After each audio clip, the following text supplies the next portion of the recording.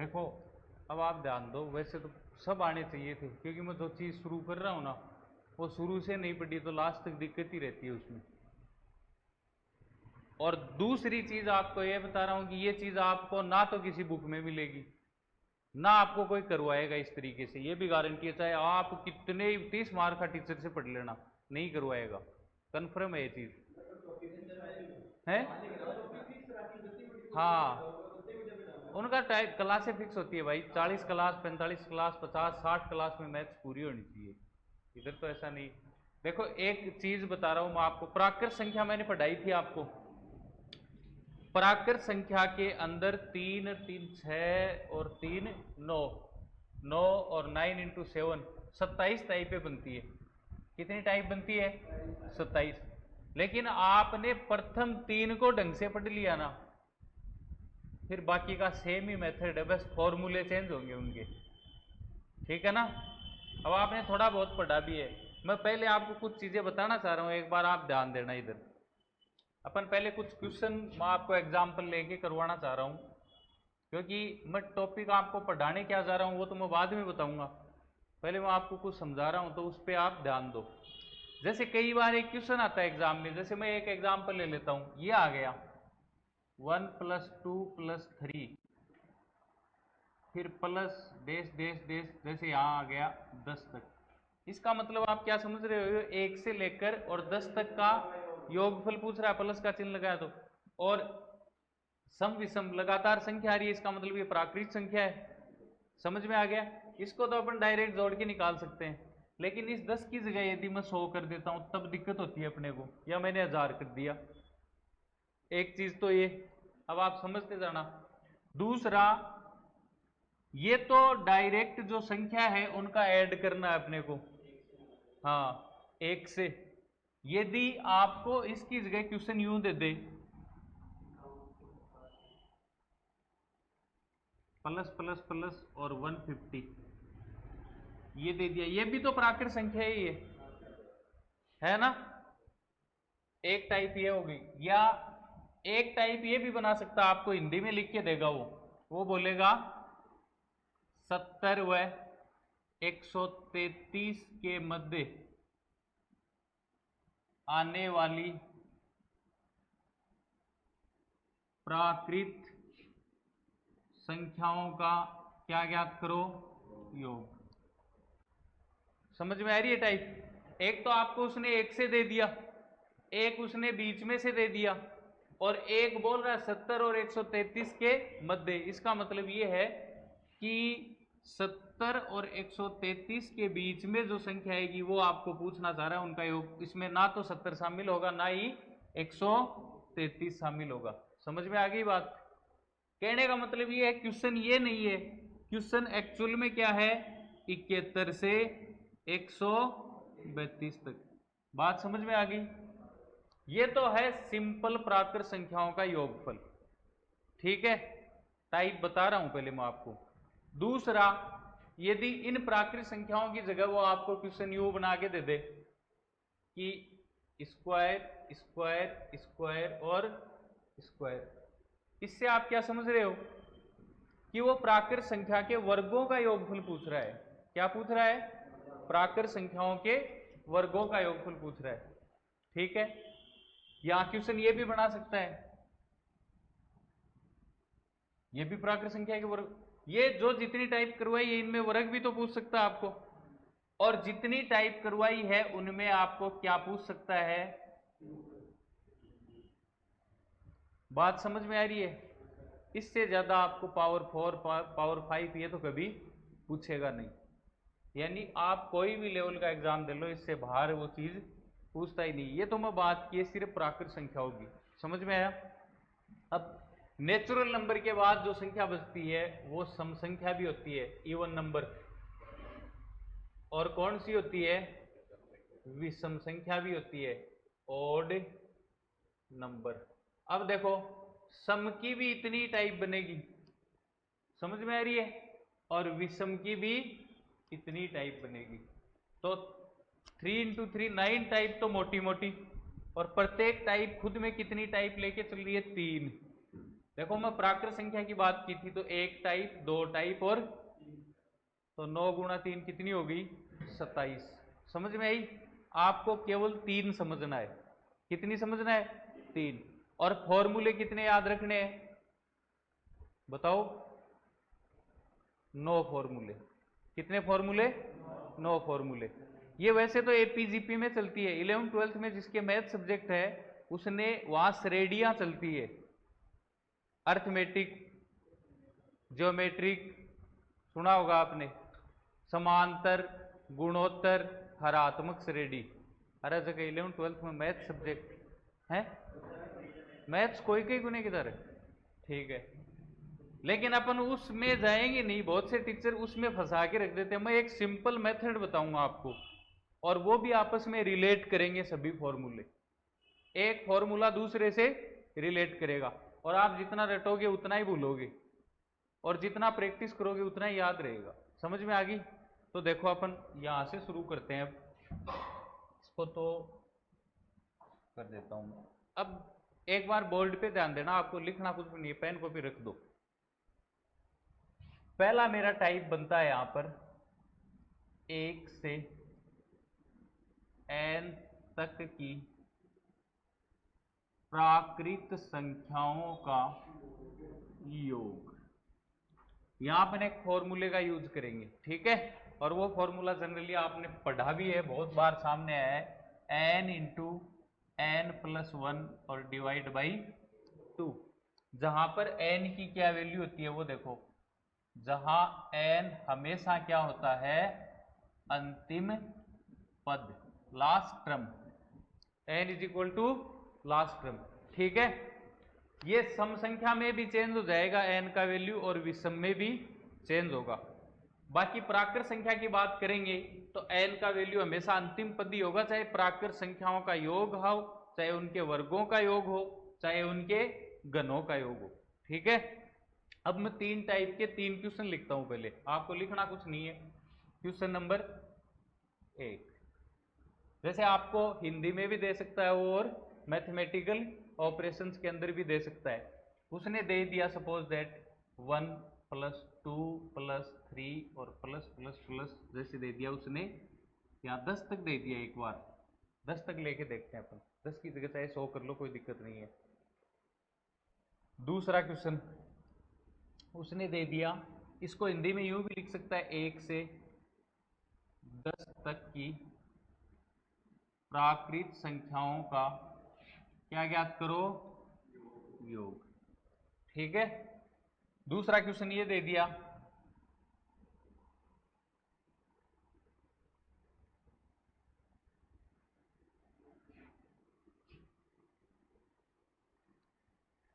या यूं दे देगा 38 से 79 तक की प्राकृत संख्याओं का क्या ज्ञात करो, योग। और जो तीसरी टाइप का क्वेश्चन है इसमें वो क्या बन सकता है, बीच में से पूछ सकता है। आपको कहां से पूछ सकता है, बीच में से। और बीच में से का मतलब ये है, जैसे ये उसने दे दिया कि 49 से 139 के मध्य आने वाली प्राकृत संख्याओं का क्या ज्ञात करो, योग। समझ में आएगा इतना? अब एक बार फॉर्मूले को देखो आप, फॉर्मूला क्या बोल रहा है कि फॉर्मूला तभी लगेगा जब 1 से आपको पूछेगा। कहां से पूछेगा, ध्यान दो उस पर। अब 1 से पूछ रहा है तो पहला क्वेश्चन तो हो रहा है अपना, कोई दिक्कत नहीं है, लेकिन फंस रहे हैं कुछ किस में, दूसरे में और तीसरे में, क्योंकि दूसरे में तो 1 से नहीं है, वो तो बीच में से पूछ रहा है। भाई दूसरा क्वेश्चन भी एकदम बीच में से ही एक तरीके से देखा जाए, और ये है दो संख्याओं के बीच में से। तो पहला क्वेश्चन तो अपन इजीली कर लेंगे कि फॉर्मूला क्या बोलता है, n into n plus 1 divide by 2, जहां n बराबर कितना होगा इसमें 10, क्योंकि अंतिम पद कितना है 10। समझ में आ रहा है ना? तो आप इसको करोगे तो कितना आएगा, 10 इंटू, इसका मतलब गुणा, और 10 और 1 11 और बट्टा 2, कितनी बार डिवाइड होगा, 5 टाइम। कितना आया आंसर, 55। और वैसे भी क्रॉस चेक करने के लिए अपन जोड़ के देखेंगे 1 से 10 तक, तो उसका योगफल हमेशा 55 ही आता है। इसका मतलब फॉर्मूला सही है अपना। समझ में आ रही है ना ये बात। अब नेक्स्ट चीज देखो, अब है अपना क्वेश्चन नंबर 2। आप में से कोई भी अपना सेल्फ माइंड अप्लाई करके देखो कि आप कर सकते हो क्या इस क्वेश्चन को। करवाऊंगा मैं, आपको नहीं आ रहा है तो मैं तो खड़ा ही हूं करवाने के लिए, लेकिन आप अपना दिमाग एक बार यूटिलाइज करके देखो कि आप कर सकते हो क्या बिना करवाए। फॉर्मूला आपके सामने, फॉर्मूला की शर्त यही है कि ये 1 से n तक। अच्छा, इस n का मतलब क्या समझते हो यहां पर, ये अंतिम पद है, और n का मतलब ये भी है कि ये nवा टर्म है, और nवा टर्म कोई भी हो सकता है क्वेश्चन में। वो 1 लाख वा टर्म भी हो सकता है, 2 लाख, 3 लाख, 50 लाख, 1 करोड़, 5 करोड़, कुछ भी हो सकता है। समझ रहे हो ना कि 1 से n तक, जहां तक वो पूछना चाहता है वहां तक पूछ सकता है। ठीक है। अब दूसरा क्वेश्चन है, उसमें थोड़ा बहुत दिमाग लग रहा है क्या आपका? होगा इसी फॉर्मूले से, या तो फिर जनरल तरीका है 38 से 79 तक को जोड़ो, और वो इम्पॉसिबल सी बात है। जोड़ सकते हो क्या उस चीज को? अरे भाई मतलब वर्बली बताओ मेरे को, आप वर्बली आपको कुछ समझ में आ रहा है क्या? नहीं आ रहा है तो इधर देखो, फिर बोर्ड पे देखो, बता देता हूं मैं एक। फिर तीसरा पूछ लूंगा मैं आपसे, तो तीसरा तो आप कर सकते हो। फिर दूसरा क्वेश्चन है, उसने कहां से पूछा आपको? 38 से 79, और फॉर्मूला 1 से। तो ऐसा क्वेश्चन जब भी आए तो एक दिमाग में बिठा लो कि यदि फॉर्मूले के हिसाब से करेंगे तो इस क्वेश्चन को 1 से बनाना पड़ेगा आपको। कहां से बनाना पड़ेगा? अब समझना, इसी क्वेश्चन को मैं ऐसे लिख सकता हूं क्या कि 1 से, समझना आप ध्यान से, पहले मैं कहां से कहां तक याद कर लू, 1 से 79 तक। ठीक है, पहले मैं 1 से 79 तक याद कर लूं, और उसमें से मैं माइनस कर दूं 1 से 37 तक। 38 तो शामिल है भैया इसमें, 38 तो शामिल है, और 1 से 37 तक का मैं क्या कर दूं? माइनस कर दूं, तो उत्तर मिल जाएगा मेरे को। समझ में आ गई? तो यहां देखो, आप करोगे तो फर्स्ट में क्या करोगे, अंतिम पद कितना लोगे? 79, और इंटू 79 प्लस 1 कितना हुआ? 80, और बाई 2 माइनस 1 से 37 में क्या करोगे बोलो? 37 इंटू 38 और डिवाइड बाई 2। समझ में आ रहा है ना? काट दो इनको, 40 टाइम और ये 19 टाइम, कैंसिल आउट। 4 से मल्टीप्लाई कर लो, 6 और 31, 31 60, और माइनस इसको इससे मल्टीप्लाई करोगे, 19 7 कितना होता है? 133 है। अरे 19 7 कितना होता है? 133 होता है क्या? ये आना चाहिए आपको, कैलकुलेशन तो तभी स्ट्रॉन्ग होगी। या तो आपको पहाड़े आनी चाहिए, स्क्वायर और क्यूब आपको बाई टंग होना चाहिए। देखो एक चीज बताऊं आपको, स्क्वायर कम से कम 50 तक बाई टंग, और क्यूब कम से कम 20 तक। ठीक है, अब तैयार ये पहली दूसरी वाली ये चीज ही, ये चीज होनी चाहिए, बाई टंग होगी तभी आप कैलकुलेशन करोगे। मैं आपको कैलकुलेशन करने की 2 अंकों के 3 अंकों के बताऊंगा अभी थोड़ी देर बाद कि जल्दी कैसे करो आप। इसको इससे करना है आपको, तो कितना आ गया? 9 3 27 है, 9 7 9 7 63, और 6 9 3 27, और 7 34, 34 और 6 40, फिर 4, और ये आ गया 703। कितना आया?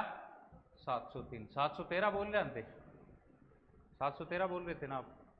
703 आएगा। कैलकुलेशन बताता हूँ एक बार, इधर ही थोड़ा सा इसको इससे माइनस कर लो, कितना बच रहा है? 7 5 और 4 2, आंसर क्या आ गया? 2457। समझ में आ रहा है क्या? अब देखो ये एक बार रहे लिखो मत, इधर ध्यान दो पंकज, कैलकुलेशन इधर देखो। 2 अंकों का कैसे करोगे? जैसे ये दो दो दो अंकों की संख्या है ना, इनका कैलकुलेशन आपको कैसा करना है वो एक बार थोड़ा सा समझो, मैं यहां बता रहा हूं। जैसे आपके पास दुनिया की कोई भी 2 अंकों की संख्या हो। अच्छा मेरे को ये बताओ, 2 अंकों की संख्या कितनी होती है? 99 होती है कि 90 होती है? 90 होती है ना, 99 नहीं होती है, 90 होती है 2 अंकों की संख्या। सही है क्या ये चीज है? हाँ, 10 से 99 तक। सबसे छोटी 2 अंकों की 10 और सबसे बड़ी 2 अंकों की 99। ठीक है।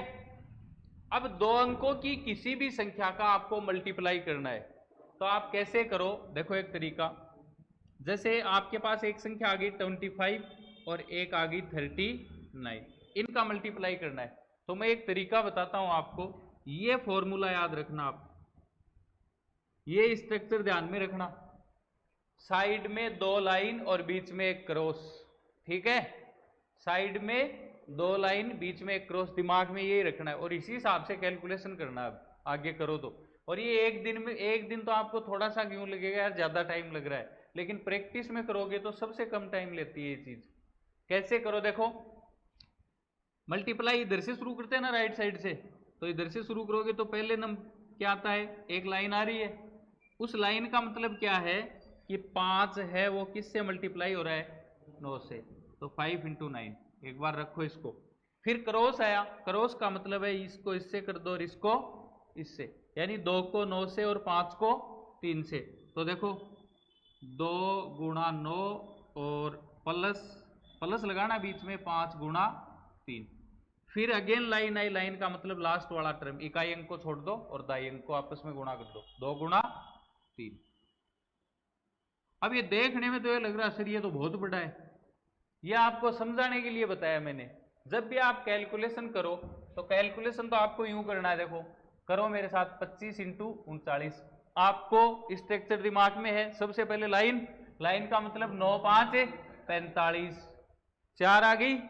फिर क्रॉस का मतलब 9 दूनी 18 और 15 33, और असल की कितनी थी 4, 33 और 4 37, 7, फिर कितना 3, 3 दूनी 6, 6 और 3 9, कितना आया 975। और करो देखो कोई भी संख्या लो, जैसे आपने ले लिया 47 × 17, कैसे करेंगे, 7 7 49, 9 28 और 7 35, 35 और 4 39, 4 एकम 4 और 3 7, 799। सीधा हो रहा है ना? अरे हो रहा है कि नहीं? 10-15 कैलकुलेशन कर लेना ऐसी, या 20 कर लेना, बैठे बैठे कर लेना, टाइम पास नहीं हो रहा तब कर लेना। और उसके बाद जिंदगी में कभी भी कैलकुलेशन की दिक्कत, ये तो है 2 अंकों की, अब मैं आपको 3 अंकों का भी बताऊंगा थोड़ी देर बाद, जब अपन यूज करेंगे ना तब 3 अंकों का बताऊंगा। ये सही था क्या, वैल्यू चेक कर लिया क्या इसको, ये देख लेना कैलकुलेट करके, यहां से यहां तक उतारो, एन का वैल्यू जरूर लिखना, और तीसरा क्वेश्चन खुद करो फटाफट, जल्दी से जल्दी करो तीसरा क्वेश्चन।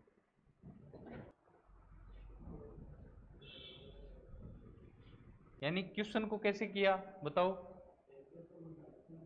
1 से 139,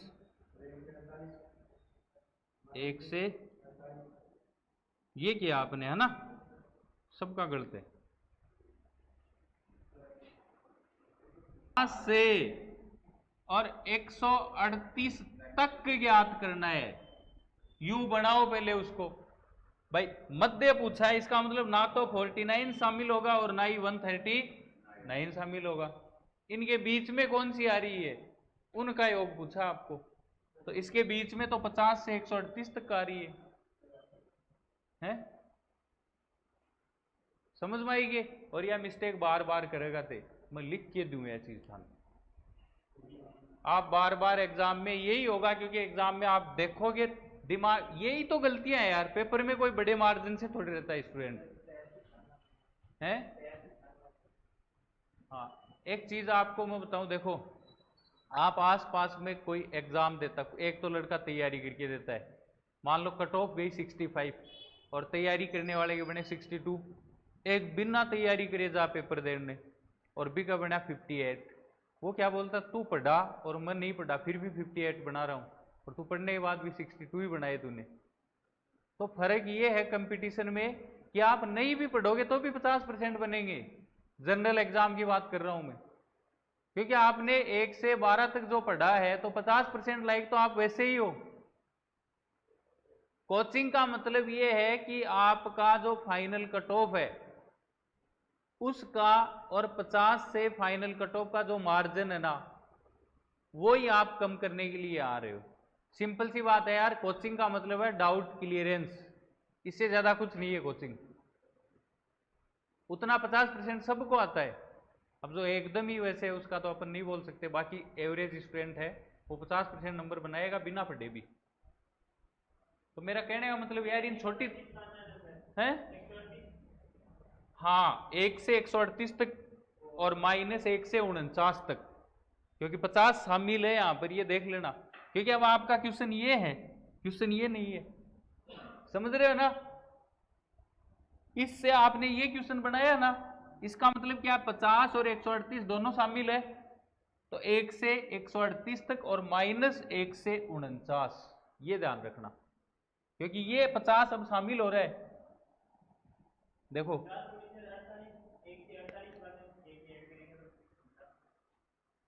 यार मैं कितनी देर से समझा रहा हूं कि इन दोनों के बीच में है, तो इन दोनों के बीच में पता क्या आएगा, देख 49 और 139, इन दोनों के बीच में क्या आ रहा है, इससे जस्ट आगे कौन आ रहा है, 50 शामिल होगा कि नहीं होगा, होगा।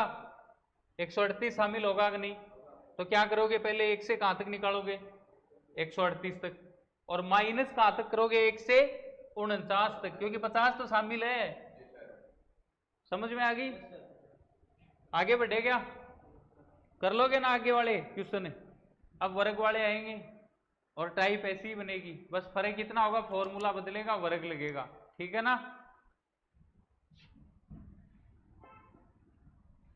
अब मैं हेडिंग डाल रहा हूं नई, इसमें 1 से n तक की प्राकृत संख्याओं के वर्गों का योग। एक बार पेन रख दो, पेन देखो लिखने का टाइम मैं देता हूं आपको, फर्स्ट डे भी मैंने आपको एक ही बात, अब आप उस फर्स्ट क्लास को याद करो, उसमें बहुत सी चीजें आपको बाईटंग हो गई थी, क्योंकि आपने उस दिन पेन का प्रयोग नहीं किया था। अब तो वापस बीट रहे पुराना लागा, हर चीज ने छापने के चक्कर में लागा।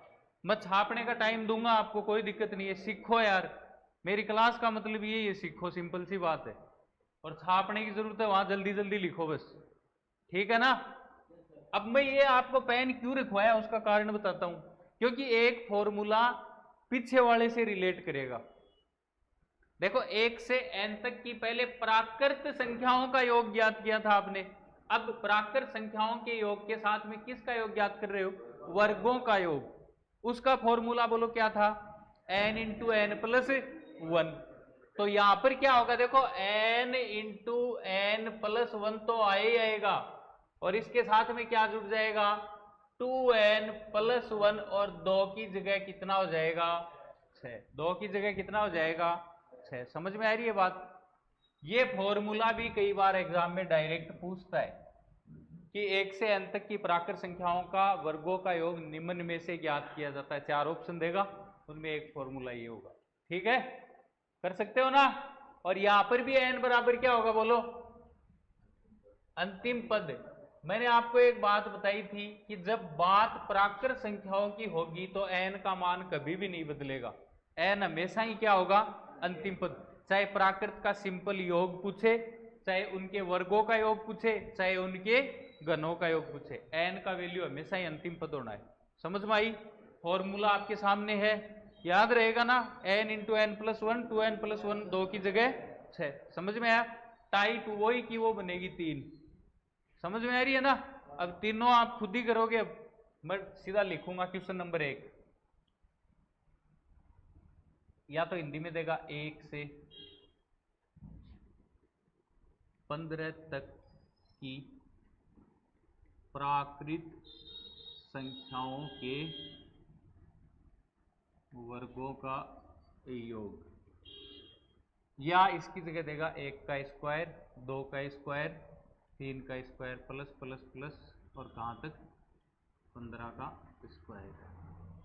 क्वेश्चन नंबर 2, 10 हुआ, सॉरी ये है 10 से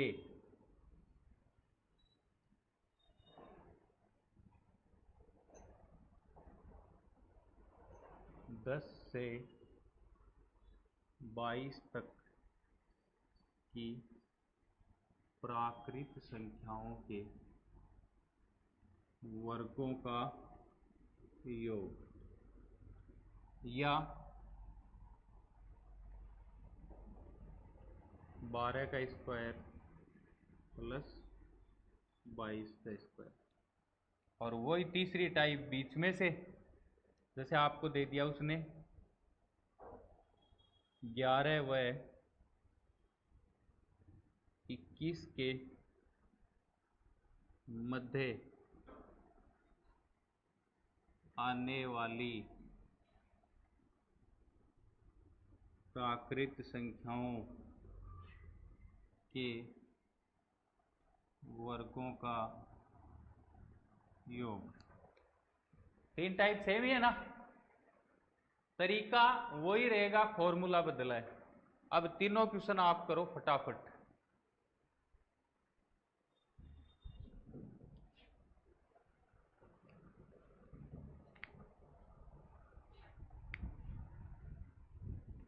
ठीक है, फिर सही है।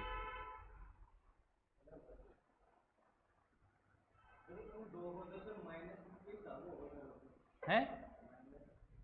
माइनस कैसे होगा? माइनस वैसे ही होगा जैसे पहले वाले में किया आपने, फॉर्मूला ही लग गया। जैसे ये बताऊं क्या आपको? हैं? देखो पहले क्या करोगे, 1 से कहां तक निकालोगे इसमें? 22 तक। और माइनस क्या करोगे बोलो? 1 से 9 तक है, क्योंकि 10 शामिल है। फॉर्मूला लगा दो, एन क्या है यहाँ पर?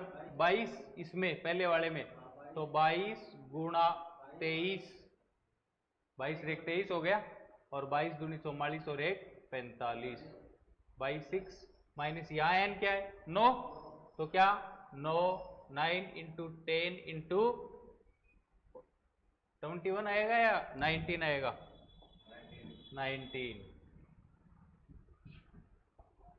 19 और डिवाइड बाई 6, डिवाइड कर लो। देखो 3 से डिवाइड हो रहा है 2 टाइम, 3 से डिवाइड हो रहा है 15 टाइम, 2 से डिवाइड हो रहा है 11 टाइम, 3 से डिवाइड हो रहा है 2 टाइम, और 3 से डिवाइड हो रहा है 3 टाइम, 2 से डिवाइड हो रहा है 5 टाइम।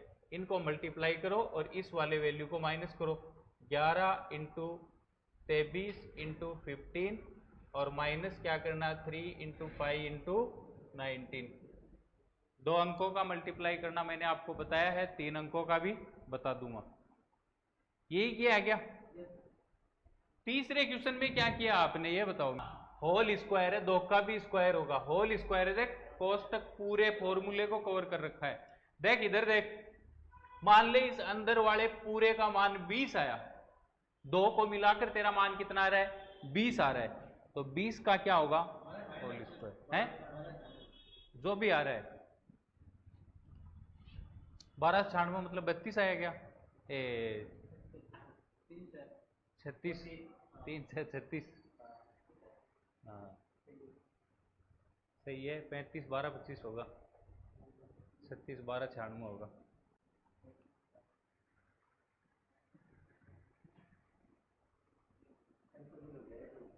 हैं?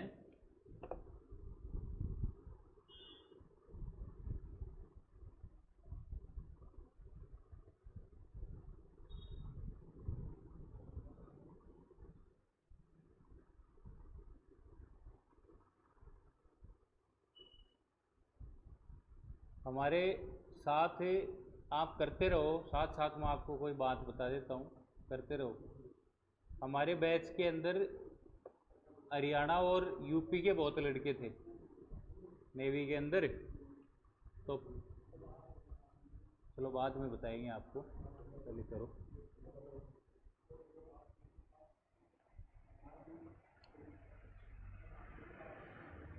देखो एक बार देख लो इधर, अरे एक बार पेन कॉपी रखो, इधर देखो, एक बार इधर देखो, हेलो इधर देखो एक बार।